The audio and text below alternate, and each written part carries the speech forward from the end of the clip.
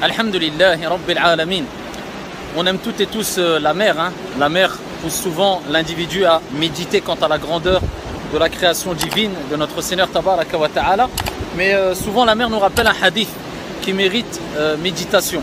Ce hadith il est connu et rapporté par Al-Bukhari ou Muslim fi Sahihain, dans les deux recueils authentiques de Al-Bukhari ou Muslim. Le prophète alayhi salatu wassalam nous a dit: celui qui dit 100 fois par jour, celui qui dit 100 fois par jour, Subhanallahi wa bihamdi, ce qui veut dire, traduction vraiment approximative du sens, hein, pureté et louange à Dieu.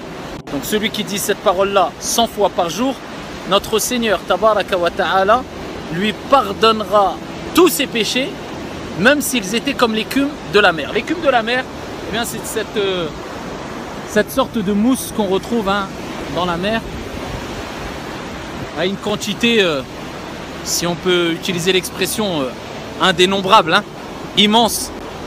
Eh bien, le prophète nous rappelle que même si on avait des péchés autant que l'écume de la mer, eh bien Dieu nous pardonnerait. Et ce n'est pas le seul hadith, hein. Il y a plusieurs hadiths où le prophète nous rappelait que si vous dites tel dhikr, tel rappel, vous faites telle action, eh bien Dieu vous pardonnera tous vos péchés, même s'ils étaient comme l'écume de la mer.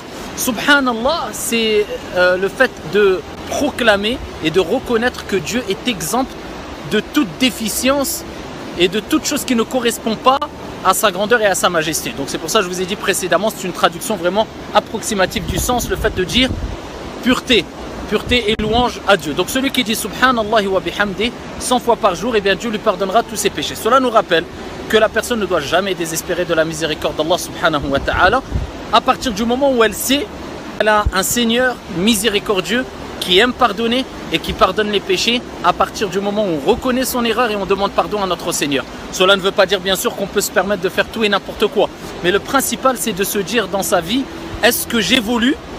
Est-ce que quand je glisse, quand je fais une erreur, je me repens, je me relève et je vais de l'avant? Si oui, eh bien alhamdulillah, la louange est à Dieu, on est sur le droit chemin. Car tout enfant d'Adam, tout enfant d'Adam, eh bien fait des erreurs, fait des péchés. Le principal c'est de sentir qu'on évolue et que quand on glisse, quand on fait une erreur, on se relève et on combat son âme instigatrice au mal.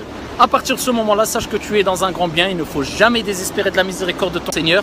Et sache ici que tu as un Seigneur qui aime pardonner et qui pardonne. Que Dieu vous préserve et que Dieu vous accorde la félicité.